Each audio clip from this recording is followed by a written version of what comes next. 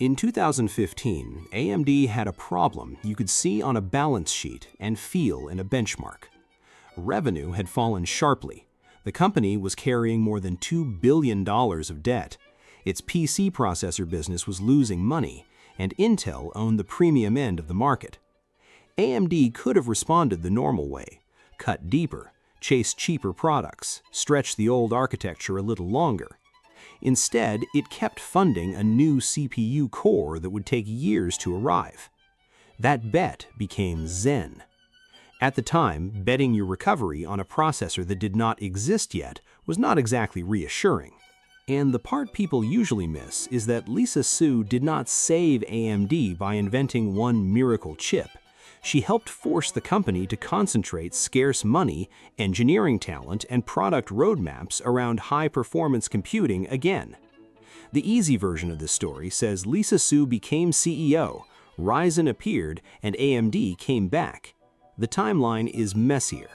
AMD had already started changing before Su took the top job. Rory Reid was trying to reduce AMD's dependence on PCs. Mark Papermaster had reorganized engineering. Jim Keller returned in 2012 to lead CPU core design. Zen was a team project, not a CEO sketch on a napkin. What changed under Su was the level of commitment. When she became CEO in October 2014, AMD was still trying to survive several problems at once. The traditional PC market was weak. Its computing and graphics segment was under pressure. The company had valuable console deals and graphics technology, but those did not solve the CPU problem. AMD needed something customers would choose because it was good, not because it was cheaper. That sounds obvious now. It was less obvious when the company was short on money. In 2015, AMD reported about $4 billion in revenue, down 28% from the year before. Its computing and graphics segment posted an operating loss of more than $500 million.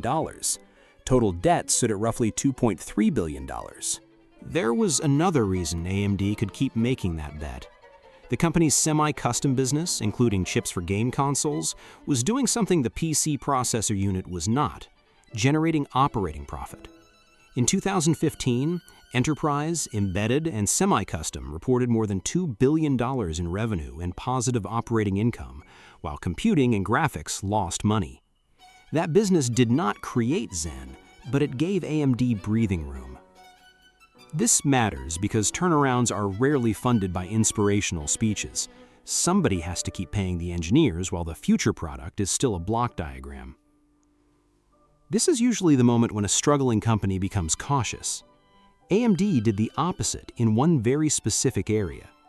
At its 2015 Finance Analyst Day, the company said it was sharpening its focus around high-performance computing, graphics, gaming, and the data center.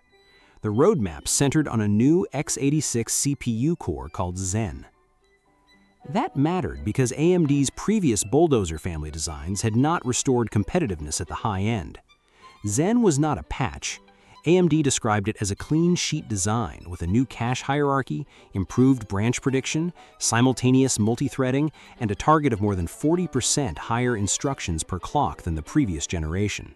In plain English, AMD was trying to stop being the company that compensated for weak cores with more compromises. It wanted a core good enough to become the foundation for desktops, laptops, and servers. One architecture, several markets. That reduced the number of separate bets AMD had to make. And it forced discipline. If Zen failed, there was no comfortable plan B hiding behind it. The interesting part is that the bet had started before the company knew exactly how bad things would get. Jim Keller joined AMD in 2012. Mark Papermaster was already running technology and engineering. Zen development took roughly 4 years. By the time Su was CEO, much of the architectural work was already underway. So giving her sole credit would be wrong. But killing, shrinking, or delaying the project was still an option. Companies under financial pressure do that all the time. Su's contribution was to keep the company pointed at high-performance products while restructuring the business around execution. AMD combined product strategy, operations, sales, and engineering accountability more tightly. It also kept investing in research and development while trying to repair the balance sheet. That is not glamorous leadership. It is mostly deciding which expensive thing you are still willing to pay for while everything else is on fire. Then AMD had to prove the architecture worked.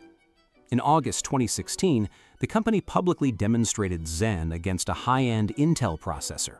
AMD said the new core was on track for its performance target and showed both desktop and server versions. The real test came in 2017. Ryzen 7 launched in March with 8-core desktop processors priced from $329 to $499. AMD was suddenly selling high core count chips directly into a market where Intel had been comfortable charging much more for comparable core counts. Ryzen was not perfect. Early gaming performance could trail Intel, and AMD said it expected performance to improve as it worked with developers. But the important thing had changed. AMD had a credible high-performance CPU again. That single fact changed the conversation with customers. It also gave AMD something much more valuable than one successful desktop product: a reusable core. Zen went into Ryzen desktops, then laptops, then EPYC server processors. And the server part is where the turnaround becomes more than a PC enthusiast story. Servers are difficult to enter because buyers care about validation, reliability, software support, long product cycles, and risk. AMD had lost credibility there. A good benchmark alone was not enough. EPYC gave AMD a way back in. The first generation brought up to 32 Zen cores into a server processor. Later generations combined improved Zen cores with a modular design based on chiplets, letting AMD build processors from multiple pieces of silicon instead of forcing every part onto one giant die. That approach helped AMD scale core counts and use newer manufacturing technology where it mattered most. Again, the key was not one chip, it was a roadmap. Zen, then Zen 2, then the next generation. Customers could finally believe AMD would still have a competitive product after the current launch. The financial results began to reflect that change. AMD's revenue rose to about $5.3 billion in 2017, up 25% from 2016. The company reported operating income of $204 million after an operating loss of $372 million the year before. AMD said higher demand for Ryzen and Radeon products was a major driver. The turnaround did not happen because Intel suddenly forgot how to make processors. But Intel's manufacturing delays later created an opening that a stronger AMD was finally capable of exploiting. That distinction matters. A weak competitor cannot benefit much from the leader's stumbling. AMD had been spending years building a product roadmap that could. This is why the clean version of the Lisa Su story bothers me a little. It turns a difficult engineering recovery into a hero biography. Su mattered enormously. She chose where AMD would focus, protected the high-performance roadmap, pushed execution, and made the company prove itself one generation at a time. But Zen also belonged to engineers who had been working before she became CEO. The restructuring started under Rory Reid. Papermaster led the engineering transformation. Keller and many other architects helped build the core. The comeback was not one genius arriving. It was a struggling company finally getting its strategy, engineering, and timing pointed in the same direction. And that is the actual bet. AMD stopped trying to win by being the acceptable alternative. It bet that it could become technically relevant again. Return to 2015. Revenue falling, debt above $2 billion, a processor business losing money. The safe move would have been to protect what remained. AMD kept paying for Zen. A few years later, the same core strategy was powering Ryzen PCs and EPYC servers, and AMD was forcing Intel to respond in markets where competition had become painfully predictable.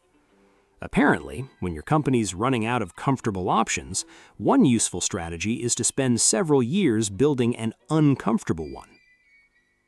Which technology turnaround should I put on the autopsy table next? Leave the company everyone had already written off, then somehow had to start taking seriously again.